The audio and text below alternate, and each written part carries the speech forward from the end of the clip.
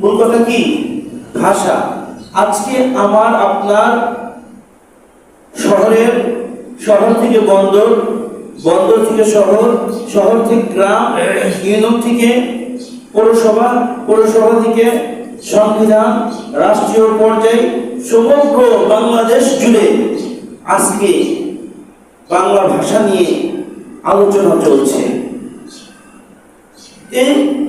এই বাংলা ভাষা নিয়ে আলোচনা চলতেছে। এখন আমরা দেখব যে কোরআন এবং হাদিস